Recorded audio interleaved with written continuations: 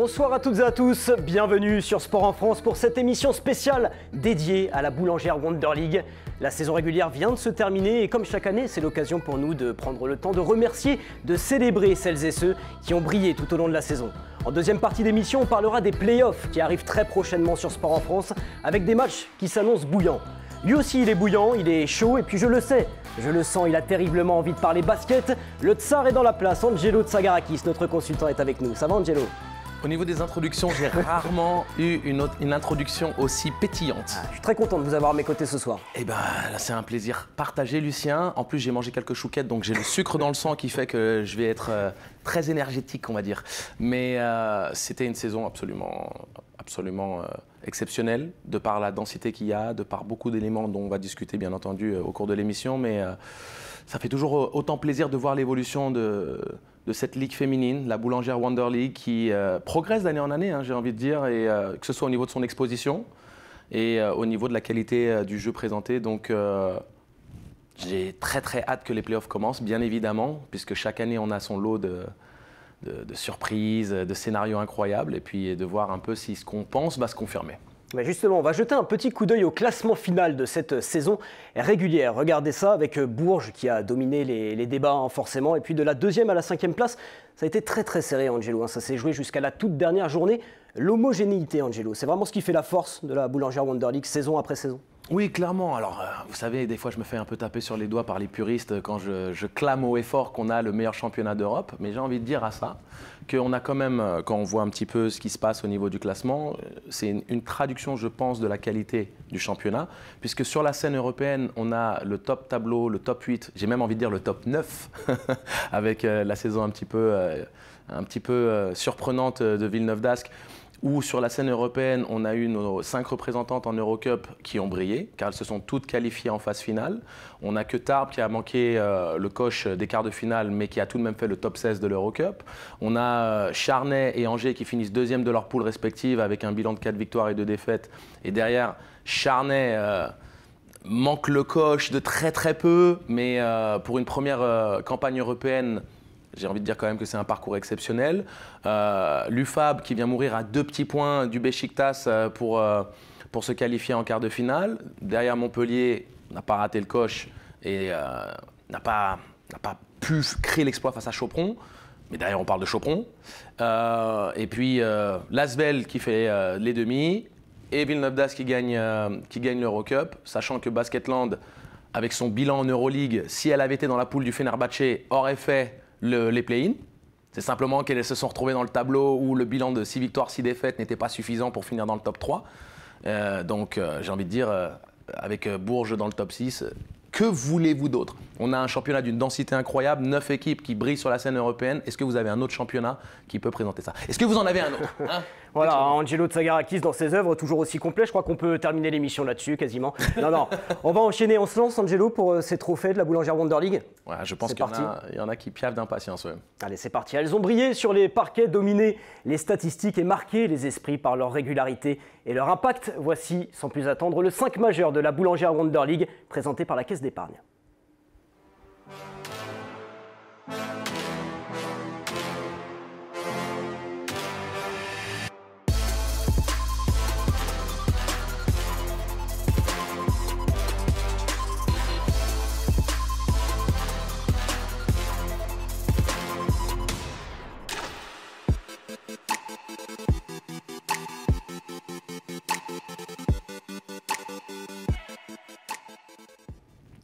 Vous venez de découvrir l'équipe type de la saison. On vous rappelle que le scrutin a été organisé auprès des joueuses de la division en collaboration avec le syndicat national des basketteurs et d'un panel de médias. Félicitations à ces 5 joueuses, Leïla Lacan de Basketland, Mourjanatou Moussa de Tarbes, Dominique Malonga, la lyonnaise Kariata Diaby, la Tango, et puis Monique Aqua Makani, la joueuse de Charnay, qui nous a rejoint sur ce plateau. Bonsoir Monique, ça va? Ça va bien, merci. Et vous? Ça va très bien, félicitations à vous. Merci, c'est très gentil. Très gentil. Monique, vous êtes passée en quelques mois, on peut le dire, Angelo, de promesse à patronne de cette ligue. Qu'est-ce que ça représente pour vous d'être élue cette année parmi les 5 meilleures joueuses de la ligue? C'est une belle récompense, honnêtement, comme vous l'avez dit, d'une saison de travail qui a été dure, éprouvante, dans un championnat du coup très relevé. Et je peux être que fière de moi par rapport à ça. Donc je suis très très très contente. Bah, vous pouvez l'être, on va continuer à parler évidemment avec vous de votre magnifique saison. Angelo, un petit mot quand même sur ce 5 majeur qui a fière allure une nouvelle fois. C'est un 5 majeur qui, j'ai envie de vous dire, vous faites cette équipe-là, je pense qu'on gagne l'Euroleague là. Oui, là ça va, tranquille. On peut dire qu'on aurait quand même de fortes chances de pouvoir prétendre à la couronne, mais toutes les joueuses sont absolument méritantes, il n'y a pas de discussion là-dessus. Pour le coup, Monique était ma numéro 2 pour le titre de MVP, donc j'ai un petit faible pour son style de jeu et aussi son parcours, son ascension. C'est toujours très intéressant de voir l'évolution de certaines joueuses, la confirmation d'autres joueuses. On sait qu'il y a certaines joueuses qui auraient mérité d'être dans cette sélection. Comme toujours, il faut bien trancher à un moment donné, mais les arguments sont peut-être supérieurs quand il est question du cas par cas pour ces 5 joueuses par rapport à leur élection dans le 5 de la saison. Donc on peut parler de Leila Lacan qui peut-être statistiquement aurait pu qui statistiquement probablement peut rentrer un peu dans le débat où on se dit mais il y a d'autres joueuses qui ont performé peut-être à un niveau supérieur au niveau de l'évaluation, des points marqués par match et autres. Mais quand on voit sa capacité à jouer des deux côtés du terrain, et je pense à une échelle supérieure à n'importe quelle autre candidate pour ce poste, ben voilà, donc j'ai envie de vous dire, on peut parler très longuement de chacune de ces joueuses et il faut donner les fleurs en temps réel, donc Monique, félicitations. Et puis, que ce soit Dominique ou Kariata, il n'y a pas de discussion possible. Justement, parlons plus en détail de Monique Akua-Makani qui est avec nous sur ce plateau. On s'est amusé, Monique, à comparer vos statistiques lors de votre arrivée à Charnay en 2022-2023 en LF2. Okay. Et puis celles de cette saison, on va les regarder tout de suite. Bah, c'est simple, hein, elles ont tout simplement explosé, ces statistiques. Alors d'habitude, Angelo, on a tendance à dire que l'adaptation entre la LF2, la deuxième division, et la Boulangère Wonder League peut s'avérer compliquée, visiblement pas pour Monique. Comment vous l'expliquez, Monique, cette progression fulgurante ? Plein de choses, hein, honnêtement. Les opportunités que j'ai pu avoir déjà. Et après, c'est le travail et la patience. Honnêtement, ça n'a pas été facile. Hein. Je suis arrivée en Ligue féminine. J'avais dit à mon agent à l'époque que je voulais arriver la plus prête possible pour pouvoir jouer dès le début. Et quand je suis arrivée la saison dernière, j'étais déjà plutôt satisfaite de la saison que j'avais faite. Et cette année, le but, c'était de faire mieux. Donc en vrai, je suis pas vraiment surprise. Mais c'est sûr que ça se traduise maintenant comme ça, que tout le monde puisse le voir. C'est toujours une belle récompense du travail accompli dans l'ombre, on va dire. C'est pas surprenant, Lucien, très honnêtement. Je peux vous faire un parallèle. Alors, c'est pas le même style de jeu, mais Andrew Albici, à l'époque où il commence sa carrière professionnelle, il est en Pro B au Paris-Levallois. Il ne fait pas une saison brillante statistiquement, mais on voit quelques flashs où on se dit que ça pourra bien se passer. Et puis, il y avait une certitude du côté du coach, Jean-Marc Dupraz, qui disait l'année prochaine, quand il jouera dans l'élite, il sera encore plus fort. Et ce sera plus facile pour lui. Parce que c'est le profil de jeu où, que tu regardes tes qualités athlétiques, par exemple, ou que tu regardes ta capacité à créer en 1 contre 1. Le plus on monte en niveau, le plus le jeu se simplifie. Parce qu'il y a une telle qualité autour des joueuses individuellement que s'il y a intrinsèquement la capacité à faire des choses avec beaucoup de qualité, vu que le respect est imposé et que les options et le danger est beaucoup plus important tout autour de ces joueuses individuellement qui peut-être en Ligue 2 fournissaient, montraient quand même de vraies qualités, on se dit que la traduction par rapport au style de jeu d'un Andrew Albici ou d'une Monique Akua-Makani ne surprend absolument pas dans l'absolu. C'est presque plus facile pour Monique de briller à l'étage supérieur que ça ne le serait où toutes les défenses seraient uniquement focalisées sur elle. Donc, à cette échelle-là, c'est sûr qu'il y a quand même, quelque chose de rare qui s'est passé, mais le fait de voir cette progression n'est pas surprenant.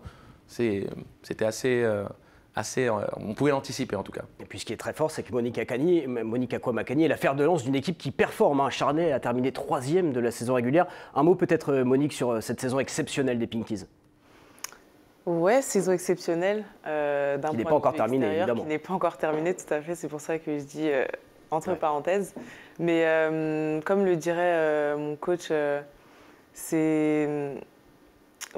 travail paye toujours. Aujourd'hui, personne n'a idée de à quel point on travaille dur. On est toujours des équipes, il a toujours constitué des équipes très jeunes et je pense que c'était pour une bonne raison. Et aujourd'hui, ça porte ses fruits. Donc non, vraiment très très contente de mes coéquipières et du coup de moi-même et de mon staff aussi. Monique, l'année dernière, vous étiez la surprise de la saison. C'est-à-dire vous avez entre guillemets, déjoué tous les pronostics. Cette année, on vous attendait au tournant. Est-ce que dans la mentalité du vestiaire, il y a eu un shift? Est-ce qu'il y a eu une sorte d'évolution qui est venue avec l'accomplissement de la saison passée? Est-ce que dans le discours du coach, il y a eu une différence ou est-ce qu'il est resté un peu dans la même lignée? Racontez-nous un petit peu tout ça. Alors, il y a eu un shift, je pense, qui a été naturel, tout simplement parce qu'on est toutes des compétitrices, en fait, et on a envie de prouver aux gens, entre guillemets, qu'ils ont raison, de ne plus, entre guillemets, nous prendre pour les petits poussets. Donc je pense que c'était le petit orgueil de chaque joueuse qui a fait que. Et après, bien sûr, notre coach, il a toujours été axé sur la préparation mentale, mais moi, j'ai découvert l'importance vraiment que ça avait. Et parce que collectivement, aujourd'hui, on fait beaucoup de préparation mentale. Et je pense que c'est aussi ça qui a fait la différence. Donc franchement, c'est les deux principaux shifts, je pense, qui ont pu faire la différence cette année. Merci beaucoup Monique, vous restez avec nous évidemment, puis vous êtes chez vous maintenant ici, hein. Vous prenez la parole quand vous voulez. Hein. Voilà, on va maintenant passer à celles et ceux qui poussent des bonnes gueulantes dans les vestiaires, on peut le dire parfois. Les coachs, ce sont aussi évidemment eux qui parviennent à construire un groupe, à le gérer et puis à le faire progresser tout au long de la saison. Découvrons ensemble le meilleur entraîneur de la Boulangère Wonder League.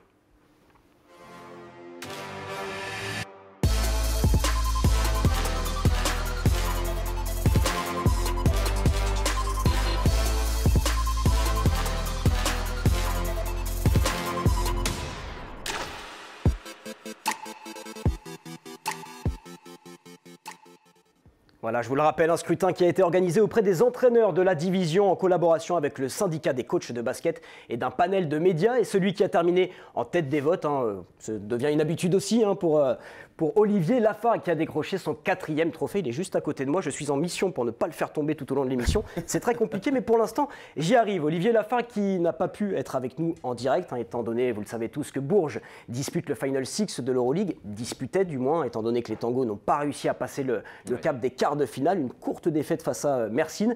Mais Olivier a quand même tenu à réagir à ce trophée. Tout d'abord, on lui a demandé tout simplement ce que représentait ce nouveau trophée, son 4e trophée de meilleur entraîneur à ce stade de sa carrière.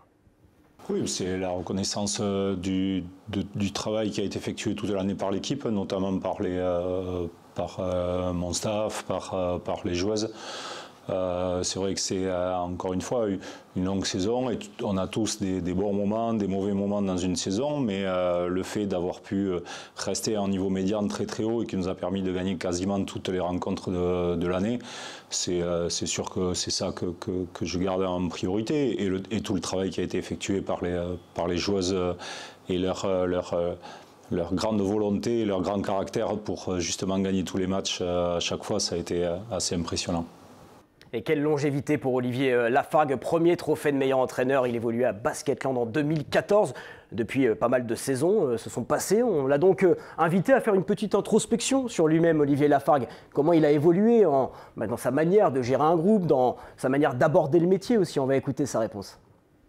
Il y a eu plein de choses qui se sont passées entre-temps. Il y a eu... j'ai eu la grande chance de découvrir le très haut niveau international dans le staff de Valérie, de pouvoir échanger beaucoup, de voir les choses qui pouvaient exister partout dans le monde. J'ai eu la chance de découvrir l'Euroleague aussi et d'être confronté à ce qui se fait de meilleur en termes de coach tactique ou de joueuses extrêmement fortes. Donc il y a beaucoup de choses qui ont évolué. Le projet, le process qu'on essaie de mettre chaque année et de perfectionner a évolué lui aussi. Et bien évidemment, je suis plus le même. Ni le même entraîneur, ni le même homme que ce que j'ai été il y a de ça longtemps. Mais justement, c'est fait aussi pour ça, de prendre de l'expérience, c'est essayer de mettre des fois de l'eau dans son vin, de temps en temps d'essayer de faire évoluer les choses qu'on pense, et puis essayer de toujours chercher à progresser, ça reste quelque chose d'important pour moi. Encore une saison remarquable pour Bourges qui a terminé leader de la saison régulière avec 19 victoires et seulement 3 petites défaites, 4 victoires de plus que son dauphin Basketland. Seules 3 équipes ont réussi l'exploit de faire tomber Bourges cette saison. Basketland, Charleville-Mézières et Charnay avec un match exceptionnel. C'était lors de la 20e journée. On s'en rappelle, vous vous en rappelez mieux que moi, sûrement même Monique, une victoire 189 après, la petite moule. après une double prolongation. Monique, c'est le match le plus marquant de votre saison? Oui, je dirais oui, parce que ce jour-là, on était vraiment à guichet fermé. Le public était venu nombreux et ouais, c'était pas un match où on s'est dit on va juste y aller pour figurer, quoi. On était vraiment dit on est à la maison et on va tout donner pour. Et au final, c'est passé, donc c'était une joie pour nous, mais aussi pour tous les supporters, donc ça ne la rend que plus belle, du coup. Et ce qui a été d'autant plus fort, Monique, c'est que Bourges restait sur 12 victoires de rang. Ouais. Et vous avez réussi à stopper cette série, c'est incroyable. Bah, c'est l'excitation supplémentaire, ouais. En tant que compétiteur, tu as toujours envie de montrer à celui qui se croit plus grand que t'es pas si fort que tu le crois, t'as un petit point faible, tu veux le trouver, et on a su profiter de ça, donc ouais, c'était une belle victoire. Angelo, cette saison, qu'est-ce qui a fait la force de Bourges? Qu'est-ce qui fait la force de Bourges? La saison se poursuit. Bon, je pense que je vais pas inventer l'eau chaude en expliquant qu'il y a une densité, il y a une homogénéité au sein de cet effectif. On a 7 joueuses à 8 points et plus. Alors 8 points, la 7e à 7,7. Excusez-moi, j'arrondis les chiffres. Mais il est évident que même la saison passée, il y avait la même qualité dans le style de jeu et la dangerosité que pouvait présenter le jeu proposé par Bourges. Ça peut allumer la mèche de partout. Très difficile de contenir cette équipe dans son ensemble parce qu'on ne peut pas préparer un game plan. Donc pour annihiler 1 à 2 joueuses, il y en a toujours une 3e ou une 4e, une 5e qui peut sortir du banc et qui peut vraiment avoir un impact. On sait que Timapouille sortait du banc beaucoup la saison passée, c'est une joueuse capable d'en coller 35. Donc c'est ça la vraie force de Bourges. On se posait toujours la question, et l'année dernière, vous vous souvenez de cette conversation, dans les moments chauds, on donne à qui le ballon? Qui est-ce qui va être la joueuse qui va dire « bon, donnez-moi un petit peu ça là, je m'en occupe ». Dans d'autres équipes, c'est assez clair. À Bourges, c'est peut-être le seul point d'interrogation où il y a tellement de choix. Donc c'est là où aussi coach Lafargue a un vrai travail de maître dans la gestion, c'est-à-dire d'identifier la joueuse qui sera en capacité ce soir-là de faire la différence, de mettre le panier. Voilà. Mais quand on parle de Bourges, c'est vraiment ça, je pense, la grosse force. Il y a une culture du jeu, il y a un plan de jeu qui est à la hauteur de son coach. Mais derrière, il y a cette capacité à de nombreuses individualités d'élever le débat et de sortir son épingle du jeu à tout moment. Dominatrice en saison régulière, maintenant place au play-off. Comment le tacticien des Tangos aborde cette nouvelle campagne? Réponse. Oui, on sait que de toute façon, finir premier, ça met un avantage malgré tout parce que ça te donne l'avantage du terrain. C'est sûr que nous, notre envie, c'est d'aller se récompenser de toute la saison que l'on a fait, aller chercher à performer encore plus et à montrer que tout le travail justement qu'on a fait, il doit payer dans ces instants où les matchs sont les plus importants et les enjeux sont les plus importants. Donc je pense qu'on est toutes et tous prêts à faire ça. On sait que derrière, il y aura plein d'équipes qui auront peu de choses à perdre, que ce soit face à nous, que ce soit face à n'importe qui d'ailleurs, et que voilà, il faudra qu'on soit vigilant. Mais je pense qu'on a fait plein de matchs cette année où on a rencontré beaucoup de soucis dus à la qualité évidemment extrêmement resserrée de ce championnat et on a juste envie de continuer, de montrer que derrière nous aussi on a appris tout au long de l'année et on est plus performant en fin d'année encore. Monique, vous avez parlé tout à l'heure de l'importance du coaching de Stéphane Leit dans votre progression. Être coaché par Olivier Lafargue un jour dans un avenir proche, disons, ça vous plairait? Pourquoi pas en vrai oui bien sûr parce que comme vous l'avez dit il a son 4e titre de coach de l'année donc c'est sûr que je pense qu'il aurait beaucoup à m'apporter en tant que jeune joueuse encore aujourd'hui donc oui pourquoi pas. Mais le concept de jeune joueuse je valide pas. Je valide pas en Ligue féminine. Il y a cette précocité dans ce championnat au niveau des jeunes. On a une Iocité dont on oublie l'âge, on a une Malonga dont on oublie l'âge. Je pense que vous avez plus d'expérience dans l'absolu. Donc moi, je vais être le tonton flingueur. Je vais venir un peu chicoter les idées reçues. Mais blague à part, c'est évident qu'il y a encore une évolution qui vous attend, que ce soit Dominique ou toi, et puis beaucoup de jeunes pousses du championnat. On sait qu'on a un gros vivier, on a une grosse qualité au niveau des jeunes talents. Moi, ce qui est intéressant dans ce débat de qui est le coach le plus méritant, j'aurais donné autant ce trophée à Stéphane Leite. Non, ça prouve la qualité du coaching en France, bien entendu. Je leur ai donné autant parce que moi, c'est pas le même boulot selon le contexte. Et je suis vraiment toujours dans l'analyse du contexte, Lucien, par rapport aux enjeux de chaque équipe. Il y en a qui n'ont pas les mêmes budgets que les autres. Il y en a qui amènent des jeunes joueuses et qui forment la jeunesse et qui arrivent à tirer la quintessence de ce vivier-là. Donc, quand on parle de coach Leite ou de coach Lafargue, il y avait 3 ou 4 coachs dont on peut vraiment mettre en avant le travail accompli cette saison pour des raisons différentes, bien entendu. Moi, je vous connaissais, Angelo, en tant que scoreur dans votre carrière. Là, je vous découvre en tant que passeur quand vous êtes devenu consultant. C'est magnifique, vous me faites une parfaite transition. On va passer maintenant au trophée de la meilleure jeune de cette saison. On vous rappelle toujours que le scrutin a été organisé auprès des joueuses de la division en collaboration avec le syndicat national des basketteurs et d'un panel de médias. Qui succédera à Dominique Malonga, vainqueur en 2024? La réponse tout de suite.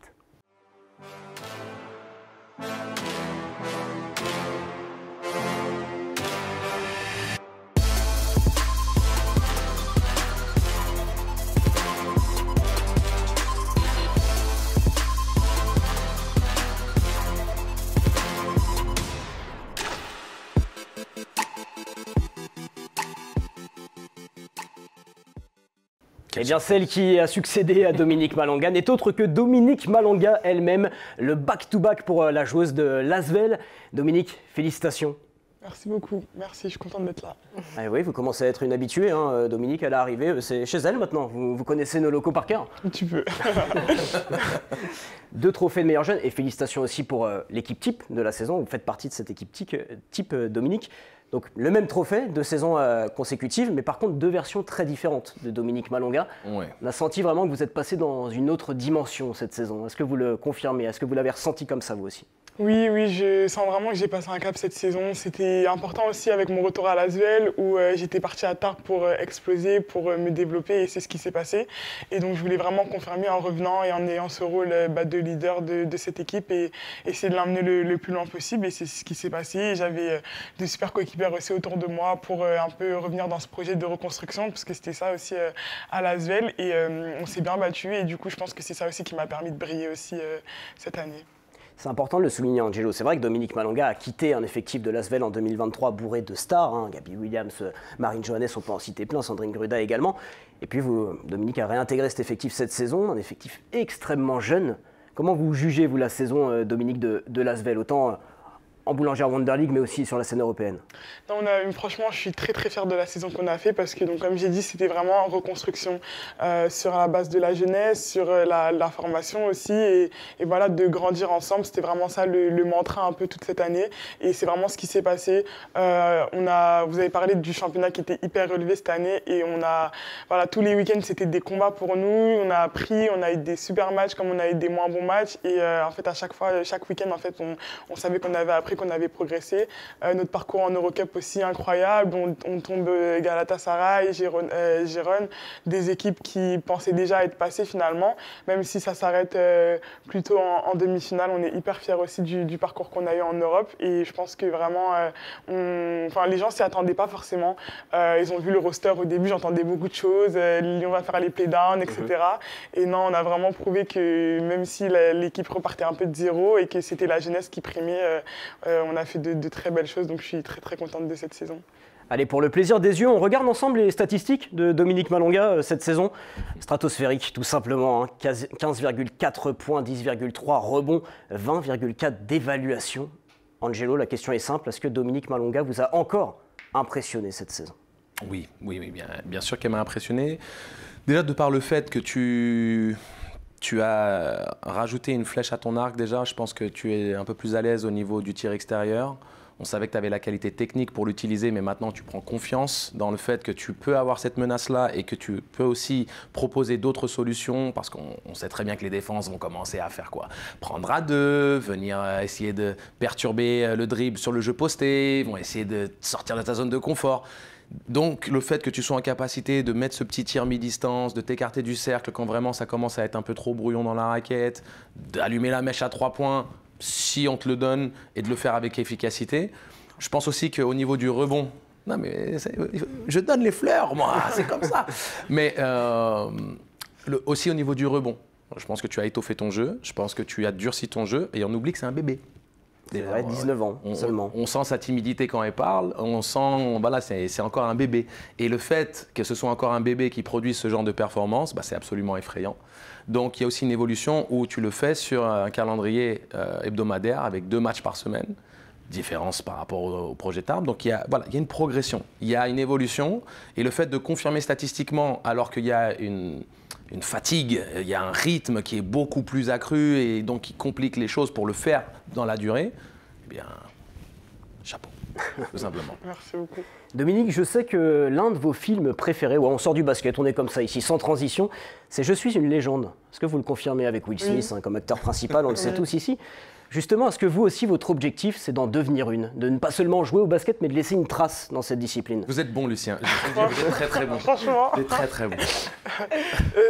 Oui, forcément, parce que je pense que dans quoi qu'on fasse, qui qu'on soit finalement, le but c'est un peu de laisser un peu sa trace, de montrer qu'on est passé par là finalement, et c'est un peu ce que j'ai envie de faire. Je pense qu'aujourd'hui j'ai beaucoup d'armes, mais j'ai beaucoup de prédispositions aujourd'hui qui font que je peux quand même faire quelque chose de grand, des choses qu'ils n'ont jamais fait. J'ai par exemple été la première européenne à dunker, voilà, la plus jeune sélection en équipe de France. Voilà, j'ai déjà plein de petits trucs historiques un peu qui se sont passés, et en fait pourquoi pas un peu garnir ma carrière de petit record, petit pied un peu dans l'histoire, et laisser un peu ma marque. C'est ce que j'aimerais faire franchement, parce que je pense qu'aujourd'hui il faut que je puisse faire profiter un peu des gens des prédispositions que j'ai, et rendre un peu le maximum de tout ce qu'on m'a donné, et je pense que marquer l'histoire c'est le minimum que je puisse faire. Mais Lucien, et elle est en train de le faire.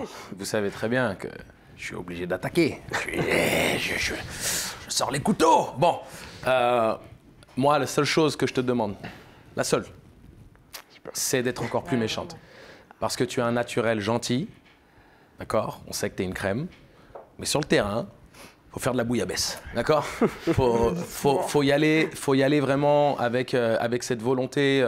Je pense que par moment dans la saison, on a pu te voir disparaître certaines mi-temps. Pas un match entier, hein, mais j'ai commenté quelques matchs où en première mi-temps, tu laisses un petit peu le plan de jeu de l'adversaire t'impacter négativement. Et chapeau d'ailleurs au travail de Johan qui a réussi à driver cette équipe, coach de l'Asvel, on le précise. Et aussi aux coéquipières qui ont, je pense, excédé les attentes. Ce que tu disais par rapport aux prévisions d'avant-saison, toutes les conversations, tout ça. Mais il est évident que par rapport à ce que tu es capable de faire au niveau de ce que tu as dans les doigts, et si tu rajoutes un petit peu cette méchanceté, c'est là où vraiment on peut voir quelque chose qui peut être du jamais vu à l'échelle française et peut-être même à l'échelle internationale. Donc c'est ce que je te souhaite. Je sais que ça force un peu ton naturel, mais... Non, mais c'est vrai, franchement, on me le dit souvent, on me l'a beaucoup répété cette année. Comme tu as parlé de Johan, c'était au milieu de beaucoup de nos conversations, parce que c'est vrai que, comme tu l'as dit, oui, il y a eu des matchs où des moments où j'ai un peu été dans le trou, où je n'ai pas forcément existé, parce que je me laisse. L'arbitrage, c'était très dur cette année. Non, mais c'est l'apprentissage. Voilà, c'est ça. Donc, vraiment, je le sais, et comme tu as dit, ça force mon naturel, mais il le faut, et je travaille dessus vraiment. Monique a parlé de la préparation mentale tout à l'heure, et ça fait vraiment partie. Non, mais inspire-toi, parce qu'elle est méchante. Ah bah. On sait. Il faut voir quand on lui a dit, vous vous souvenez quand vous avez brisé la série de 12 victoires de manche, elle était comme ça. Ouais. Non, mais c'est ça qui est assez hallucinant avec Dominique Malonga, c'est qu'il y a encore une grosse marge de progression, donc on a du mal à se demander jusqu'où ça peut aller, et on a hâte de le voir surtout. Ça va être exceptionnel. Merci beaucoup, Dominique. Vous restez avec nous, bien entendu, comme Monique. Et puis vous prenez la parole comme vous voulez. On est ici ensemble. On a un dernier trophée à décerner, et pas des moindres, celui de la meilleure joueuse de la saison. Donc le scrutin a été organisé auprès des joueuses de la division, en collaboration avec le syndicat national des basketteurs et d'un panel de médias. Elle a été l'âme et l'arme de son équipe. Elle a brillé, illuminé toute la ligue de son talent. Découvrons ensemble la MVP de cette saison 2024-2025.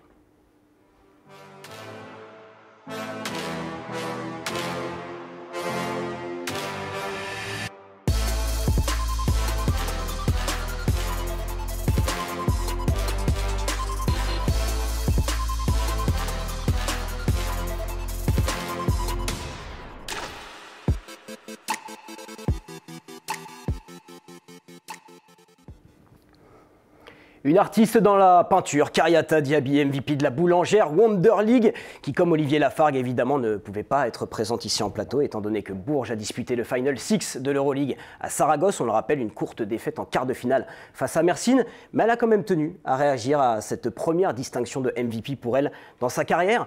Une véritable consécration tout simplement. Je pense que ça représente en gros une globalité de ma carrière, un petit peu une récompense de tout ce que j'ai fait. Et même si elle est individuelle, moi je pense qu'elle est au collectif aussi, parce que sans mes coéquipiers, j'aurais pas brillé. Donc je la dédie aussi aux filles. Donc j'ai été un peu surprise, mais voilà, je suis contente que les gens ils aient voté pour moi, et ça montre l'importance que j'ai et tous les efforts que j'ai fait aussi pour atteindre ce niveau.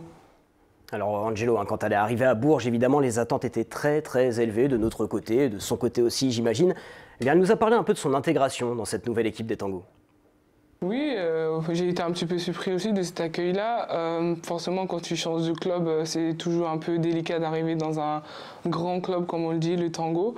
Et l'intégration, elle s'est fait assez rapide. Et moi, je suis quelqu'un, j'arrive à m'adapter aux filles en fonction du style de jeu du coach et tout. Donc, tout s'est très bien passé. Kariata Diaby, ça devient une habitude, elle avait déjà été exceptionnelle la saison dernière avec Villeneuve d'Ascq. Eh bien, elle a continué cette saison, elle a même encore progressé, Angelo. On a aussi le sentiment qu'elle a passé un cap. Est-ce que vous le confirmez, Angelo Tsagarakis? Je le confirme, déjà elle est MVP même dans les détails, parce que quand on regarde les ongles et les cheveux, tout est dans le coloris, le style, dans l'approche du Final Four, on adore. Mais bien sûr qu'elle a passé un cap, parce que même si Villeneuve d'Ascq fait une saison absolument historique, au niveau de ce que représente l'institution des Tangos à l'échelle française, l'histoire de ce club, les titres, les attentes de performance, l'envie de toujours aller au plus haut, et elles ont joué les yeux dans les yeux avec Mersin, il est bien évident que le fait d'avoir pu reproduire dans un contexte où elle était attendue, parce qu'une fois qu'elle part de Villeneuve d'Ascq, après la performance qu'elle fait notamment en finale et en Euroleague, eh bien les attentes sont, est-ce que tu peux faire ça là où maintenant tout le monde connaît ton blaze, tout le monde sait que tu es la joueuse à arrêter, et tout le monde va essayer de tout mettre en œuvre pour ralentir ta performance. Elle a dit, aucun problème, faites ce que vous voulez, vous pouvez essayer, ce sera comme un petit déjeuner, je le prends le matin au réveil en toute tranquillité.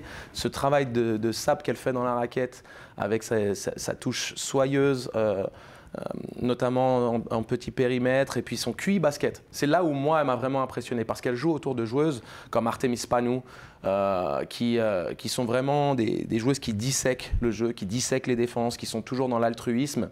Et Kariata m'a montré une réelle capacité à lâcher les bons ballons, dans le bon timing, à ne pas forcer quoi que ce soit. Et c'est là où elle a été le plus impressionnant pour moi. C'est-à-dire cette capacité à dominer, mais la force tranquille. Alors Kariata Diaby a passé un cap, on est tous unanimes sur ce plateau pour le confirmer. Mais est-ce que la MVP elle-même en a vraiment conscience? Consciente, je dirais un petit peu. Et mon niveau, forcément, quand tu passes d'une blessure des croisés il y a 2 ans, et je ne peux pas savoir si j'avais atteint mon niveau ou pas, mais je sais que plus les années avançaient, j'avais l'impression de gravir un autre palier. Et cette saison, elle a été, je pense, encore une de mes belles saisons par rapport à l'année dernière que j'ai vécue.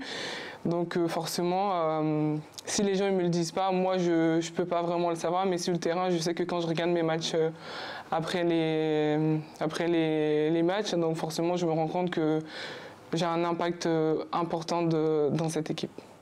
Kariata Diaby, MVP de la Boulangère Wonder League cette saison 2024-2025. Kariata championne de France avec Villeneuve d'Ascq l'an dernier. Mais alors comment aborde-t-elle cette nouvelle campagne de play-off avec un nouveau maillot? Moi, je suis compétitrice. Moi, je veux tout gagner dans ma carrière, le plus de titres que possible. Je suis venue au Tango, c'est pour gagner un titre aussi. Donc, faire un back-to-back, ça sera génial pour moi, pour la suite de ma carrière. Donc, je pense que les filles aussi, elles attendent aussi ce titre-là. Et pour le club aussi, on mérite d'aller chercher ce titre-là. Donc, ça sera vraiment génial.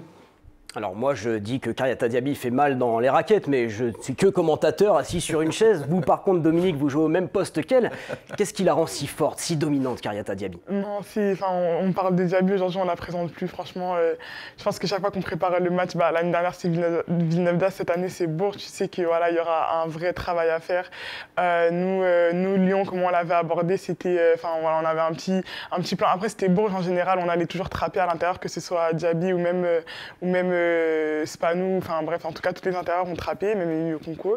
Mais en fait, des fois même, tu trappes, mais en fait, tu as l'impression qu'on n'est pas là. Genre, tu vas, en fait, on dirait que ça sert à rien. Elle est tellement dominante, tellement physique. Moi, je sais qu'aujourd'hui, je suis encore en prise de masse, etc. Et en fait, je vais faire un box-out contre elle, mais est-ce que je suis là, quoi? Donc, non, franchement, elle a vraiment une domination incroyable. Dominique, je ne veux pas briser tes rêves. Tu peux manger tous les Wheaties que tu veux le matin, extra protéinés, avec la triple dose de shaker, mais la densité de Kariata, c'est exceptionnel. C'est ça. Écoute, toi, tu as la longueur de segment.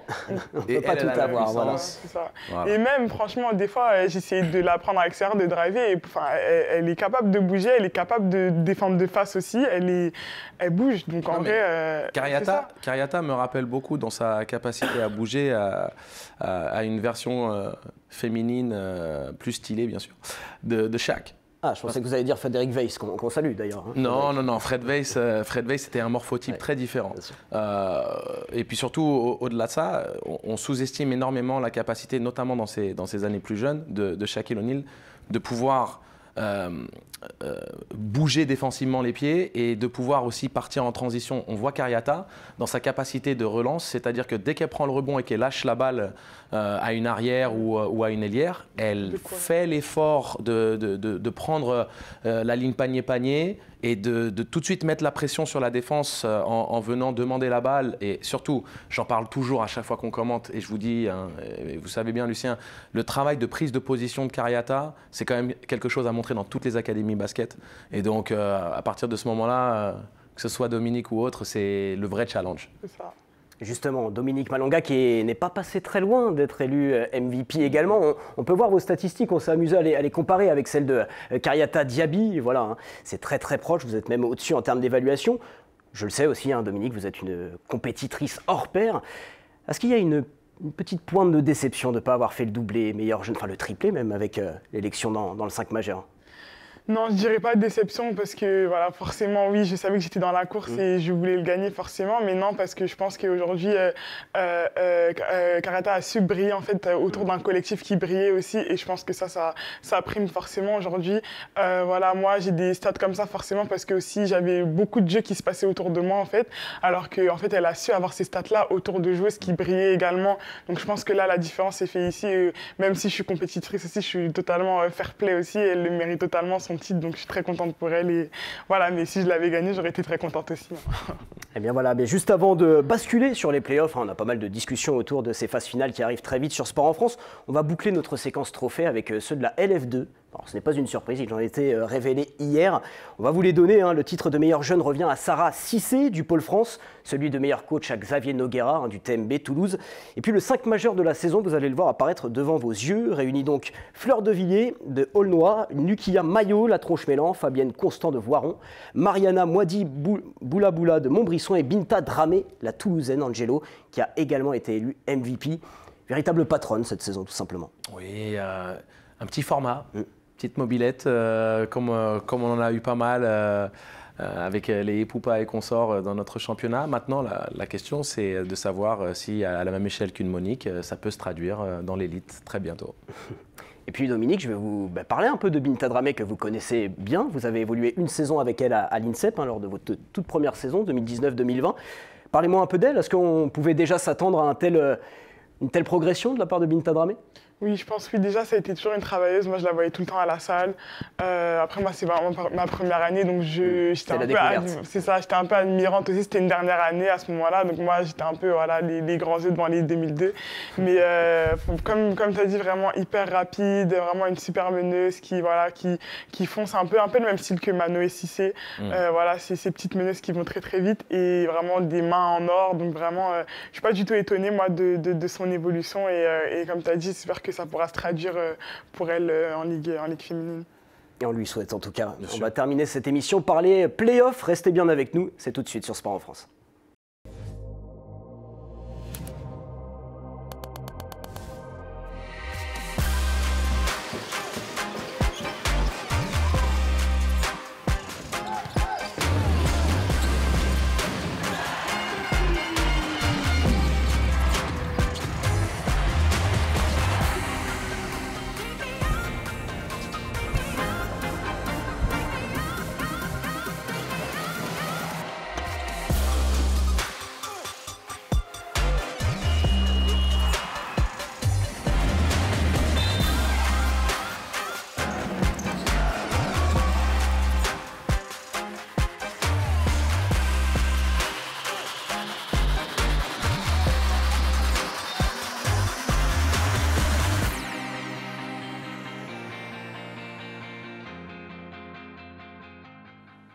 De retour sur Sport en France pour cette deuxième partie d'émission dans laquelle on va parler des playoffs qui arrivent très très vite sur Sport en France. Je vous redonne les dates, début des quarts de finale les 17 et 18 avril.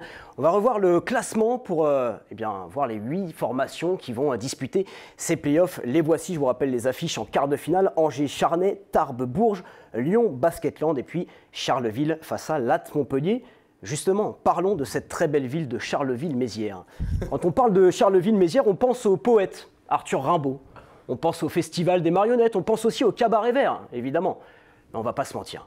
Quand on parle de Charleville-Mézières, on pense à une personne en particulier. Une star dans les Ardennes. Amel Boudera, la meneuse des Flammes Carolo, nous a rejoint sur ce plateau. Ça va, Amel? Oui, très bien, merci. C'est vrai, Angelo? Non, mais c'est vrai, après tout. Dans les Ardennes, Amel Boudera. On parle de la mère de la ville, tout simplement. Je veux dire, c'est qu'à un moment donné... C'est aussi simple que ça. Non, c'est une institution, c'est une légende vivante. Alors, ça la fait sourire à chaque fois que je dis ça, mais c'est très, très rare, peu importe le domaine d'activité, mais notamment dans le sport, d'avoir une figure qui dure dans le temps, auquel les gens peuvent s'identifier, qui devient un peu l'âme d'une organisation, d'une institution, d'un club. Et donc, quand vous parlez des valeurs humaine déjà que projette Amel et de la qualité sportive et de l'évolution, parce que je pense que Amel, son parcours personnel va avec l'évolution du club. C'est-à-dire qu'ils sont devenus indissociables. On ne peut pas parler de Charleville et des succès de Charleville sans parler de l'ascension d'Amel et de la stabilité à ce niveau de performance d'Amel. Donc, voilà, comme on parle de Stockton et Malone à Utah ou de Jordan avec les Bulls, et bah pour nous c'est Amel à Charleville, quoi. Là encore, vous me faites une transition parfaite puisque je vais citer votre coach, Romuald Diarno, qui a prononcé cette phrase, j'ai beaucoup aimé. Si Charleville s'appelait Chicago, alors elle s'appellerait Michael Jordan. Voilà. C'est pas mal ça. Ouais, c'était mignon. Ouais, non, ça m'a plu. J'ai été touchée. On va quand même donner quelques infos sur Amel Boudera pour nos téléspectateurs, nos téléspectatrices. Amel avec Charleville, c'est 2 trophées de MVP française LFB en 2016 et 2017, une présence dans le 5 majeur de la LFB en 2018. Amel Boudera, c'est aussi la 2e meilleure passeuse de l'histoire de la Ligue. Et Amel, c'est surtout 18 saisons à Charleville-Mézières, la dernière cette année. Non. Oui, parce que j'ai un fin négociateur. Il va essayer de vous convaincre toute l'émission de remplir une saison de plus. Mais malheureusement, ça sera bien la dernière pour Amel. Vous avez tout vécu avec ce club. Qu'est-ce qui vous vient en premier à l'esprit quand on parle de Charleville-Mézières et de votre aventure avec cette équipe? Oui, bah, j'ai vraiment tout vécu. J'ai vécu, certains ne le savent pas, mais j'ai fait aussi de la N3, moi, avec Charleville-Mézières. J'ai commencé là-bas, on était en Ligue 2. La saison ne se passait pas comme je le souhaitais. J'avais envie de gagner du temps de jeu.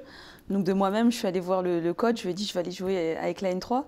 Et c'est vrai que j'ai vraiment tout connu. Les minibus qui tombent en panne, les matchs où tu allais jouer à Villeneuve d'Ascq, tu partais pas la veille, tu partais à 13h, tu t'arrêtais sur la station Total pour faire ta petite collation. Une autre époque. Voilà, non, une autre époque, mais je pense que c'est aussi ça qui m'a plu, de pouvoir me voir grandir avec ce club, de connaître son évolution, la Ligue 2, championnat de France, avoir cet objectif aussi de connaître l'Europe, donc par l'Eurocup.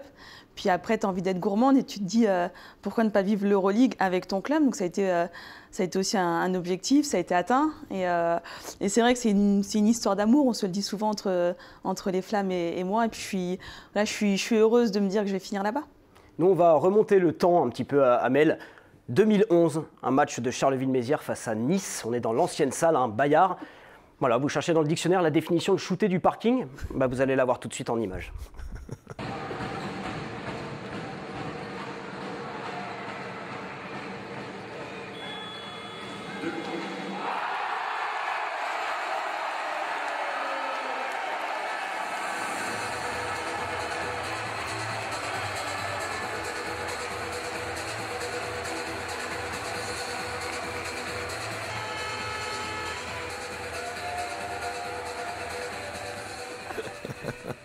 simplement exceptionnel. Angelo, même les filles, hein, je vous ai vu regarder ce shoot venu de nulle part avec des grands yeux en disant mais c'est possible ça? C'est fou des actions comme ça. Ouais, non, c'est fou. Alors ouais, j'ai envie de te dire que je m'entraînais, hein, entre guillemets. Non, on en rigolait quelquefois à l'entraînement, à essayer d'aller un peu plus loin. Et ce qui est rigolo, c'est que cette année, les jeunes du centre et les jeunes de mon équipe m'ont dit « Amel, faut que tu y arrives, faut que tu y arrives ». Ça m'a mis une demi-heure, j'ai réussi. Et puis j'ai eu pendant 15 jours des courbatures, dont presque un arrêt au niveau de l'épaule. Déchirement du labrum de l'épaule droite. Et là, j'ai dit « C'est vrai, là, faut que j'arrête, là, c'est fini les bêtises, quoi ». Et justement, on parle d'arrêt, vous allez arrêter votre carrière à la fin de la Lucien, saison. Non, Lucien, on arrête. Angelo continuera à dire le contraire, évidemment. Mais comment on sait, Amel, que c'est le bon moment? Comment on arrive à se décider? C'est le corps qui dit stop, c'est la tête, c'est les deux? Comment ça se passe? Non, je pense que c'était juste une décision mûrement réfléchie. À la base, je devais déjà m'arrêter l'an dernier. L'objectif, c'était d'accompagner Colline Franchelin, donc la meneuse actuelle, aux Flammes, dans l'accompagnement dans la ville, dans le club, dans sa continuité à progresser par rapport au jeu de Charleville, à son ascension aussi personnelle. Qui a fait une excellente saison d'ailleurs, en retour de blessure. Hein, exactement, sauf que malheureusement, l'an dernier, blessure. Donc là, je reprends le poste de meneuse titulaire qui n'était pas forcément prévu. Une saison assez compliquée à Charleville où il y a pas mal de blessés, on connaît les playdowns. Et en tant que compétitrice, je me suis dit, je ne peux pas finir comme ça à Charleville. Ça peut pas être les playdowns, c'est la première fois. Puis il n'y avait pas eu ce plaisir-là. Et puis avec Colline, on a vraiment une très grande complicité aussi. Et je l'avais eu au téléphone, elle m'a dit, Amel, tu peux pas. On avait dit qu'on ferait une année ensemble. Et moi, c'est important, je compte sur toi, je compte sur ce duo-là. Et voilà, mais sans... Il est beau ce duo. Ouais, à ce moment-là, c'est Basketland. Tu vois, on vient de gagner. On vient de gagner. La seule chose qu'elle sait me dire, c'est il est pour toi celui-là, parce que j'avais jamais gagné à Basketland. Quoi. On a une vraie complicité et je suis vraiment heureuse de partager cette saison avec elle sans regret. Maintenant, je suis prête à lui laisser les clés. C'est une grande clé à Charleville, mais elle le mérite et je suis contente de lui laisser. Mais honnêtement, Lucien, et je le dis avec beaucoup de pragmatisme, en ayant eu l'opportunité de rencontrer justement Colline Franchelin, de la découvrir humainement, et quand j'ai appris le transfert du côté de Charleville, j'ai tout de suite pensé à ce duo, à cette combinaison et cette opportunité pour Colline d'apprendre le métier au contact d'Amel. Parce qu'il est évident que ses qualités intrinsèques sont indéniables. C'est une petite mobilette gauchère qui en plus peut scorer. Mais quand il y a eu cette opportunité aussi d'apprendre à comment gérer une équipe et de s'imposer en tant que leader, pas simplement par l'exemple, mais aussi il faut avoir cette capacité à communiquer. Pour apprendre ce métier-là, il n'y a pas mieux qu'Amel, quoi, tout simplement. Amel, vous êtes entouré évidemment à côté d'Angelo, qui a un certain âge maintenant, il faut le dire. Mais par contre, en face de vous, vous avez deux très très jeunes joueuses. Si vous aviez un conseil à leur donner, Monique Akwa-Makani et Dominique Malonga qui se trouvent en face de vous. Un conseil, déjà les féliciter pour leur saison. Elle était incroyable et je le disais juste avant. En aparté, je disais par exemple Monique, ce qui est incroyable dans ses stats, c'est qu'il n'y a pas que le scoring. C'est plus de 5 passes, 8, je crois, décisives, c'est énorme, on ne s'en rend pas compte, mais dans le niveau dans lequel on joue actuellement, ça on n'en parle même pas, ça a toujours été sa qualité, mais le scoring et la passe, moi je trouve ça incroyable. Et ça se voit aussi qu'elle prend plaisir. Elle a toujours le smile quand elle joue. Et moi, c'est ce que je dis, on fait ce métier, mais c'est notre passion avant tout, de garder ce même smile, cette même mentalité, cette même éthique de travail. C'est ça qui l'emmène à là où elle est. Et t'es qu'au début, en fait. Je pense que l'avenir est vraiment devant toi. Dominique, laisse-en un peu aux autres, quoi. Que je te dise, tu viens de nous mettre quoi, 30 dévals, 29 points il y a 4 jours, je sais pas. Non, mais... Voilà, moi je suis contente pour ce que tu vis. Je sais qu'il y a 2 ans à Lyon, ça a été compliqué. Tu as pris le courage d'aller à Tarbes, aux côtés d'Isabelle, d'exploser. Tu as été incroyable. De revenir à Lyon, c'était un challenge, tout le monde t'attendait et tu as répondu présent. Et là, tu nous quittes. Tu quittes. Mais c'est la transmission dont tu parles, c'est quand même quelque chose d'extrêmement important. Je pense c'est un sujet qu'on ne traite pas suffisamment. C'est-à-dire qu'on ne met pas en avant le rôle dans le mentorat de joueuses comme Yacoubou, comme Boudera, comme Godin du côté de Bourges, comme Dumerc du côté de Basketland auprès de Marine Fotoux notamment. Donc on a l'ancienne génération qui se meurt entre guillemets à feu doux et puis qui éventuellement passe la main. Mais cette transmission, les nouvelles joueuses sont les ambassadrices du basket nouveau, mais avec l'âme du basket ancien qui a été transmis par les légendes. Donc c'est quelque chose dont je suis ravi que tu aies mentionné parce que malgré tout, moi, ça me touche. Quand je vous vois partir les unes après les autres à la retraite, ça me touche, quoi. Ça me rend triste. C'est vrai que ça va nous rendre très triste encore le départ d'une légende de la Ligue féminine de basket. Mais avant ça, quand même, il reste de gros objectifs pour les Flammes. La finale de la Coupe de France face à Bourges fin avril. Et puis les playoffs. Justement, venons-en aux playoffs. On vous rappelle le programme. Vous allez voir le bracket qui s'affiche devant vos yeux avec le début des quarts de finale les 17 et 18 avril sur Sport en France. Angers-Charnay à 18h45 et Tarbes-Bourges à 20h50. Et puis, le 18 avril, Charleville face au BLMA à 18h45 et Lyon face à Basketland à 20h50 en direct gratuitement sur Sport en France. Match retour les 22 et 23 avril. Angelo, que des affiches de très très haut niveau.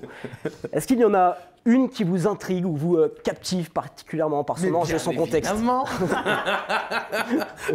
En plus, je me suis fait taper sur les doigts. Amel, elle arrive, elle dit hein, t'as mis Montpellier, hein? Ah, d'accord. D'ailleurs, j'ai les doigts qui font mal encore.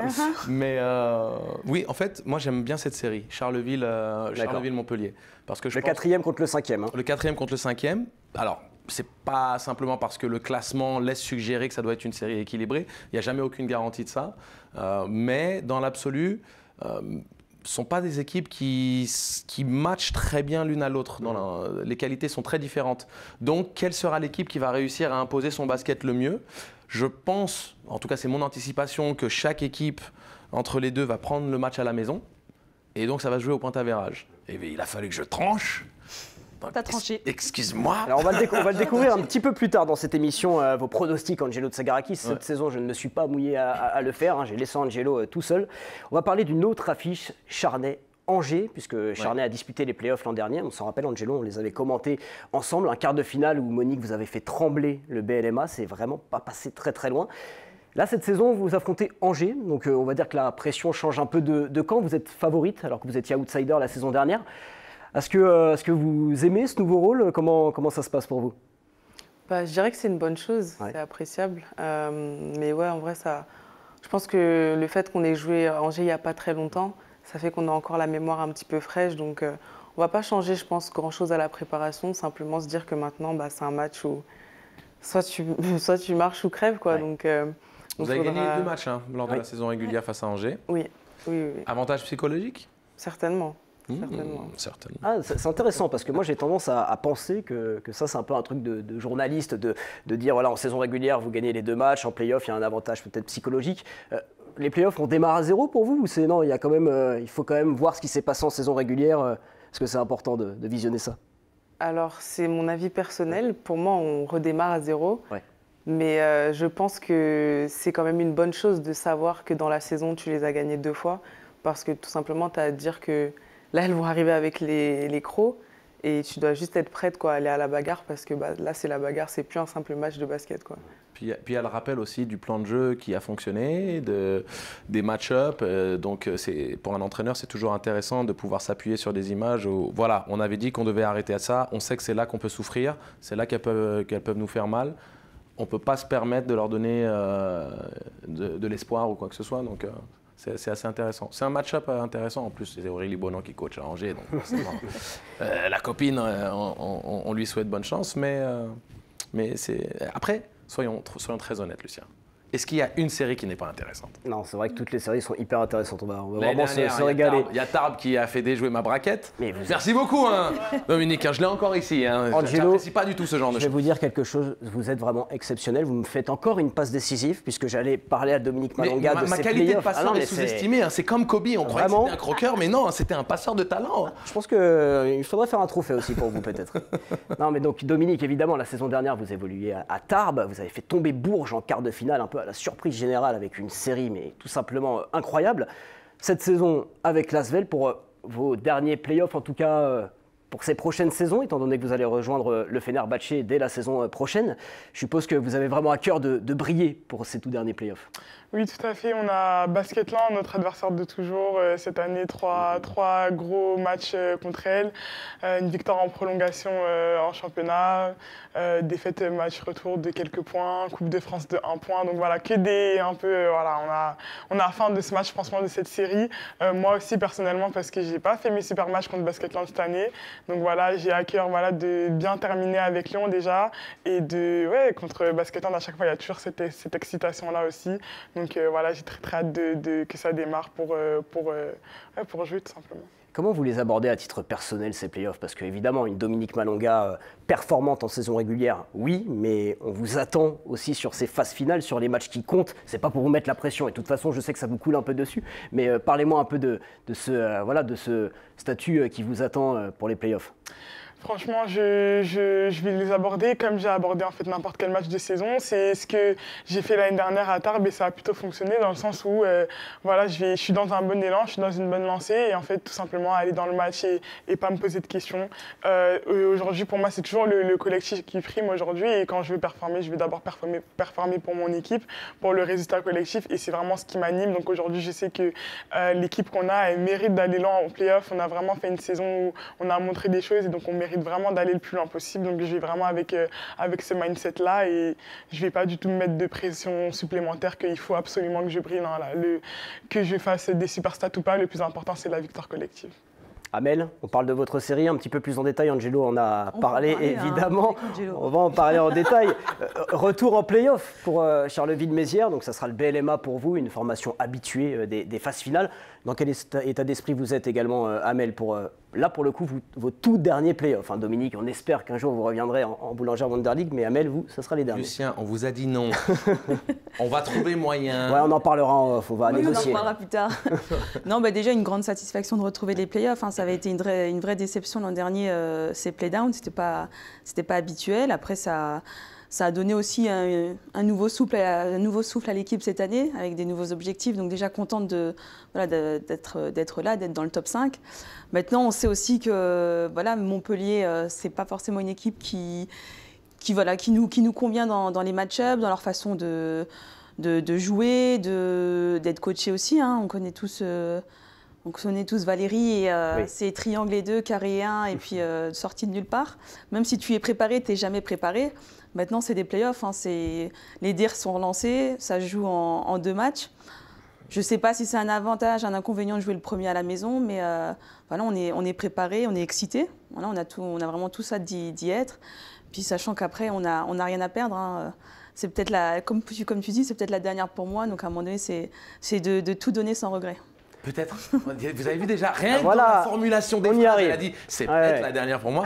On est en train de gagner du terrain, Lucien. On y arrive, Angelo. On a travaillé au corps.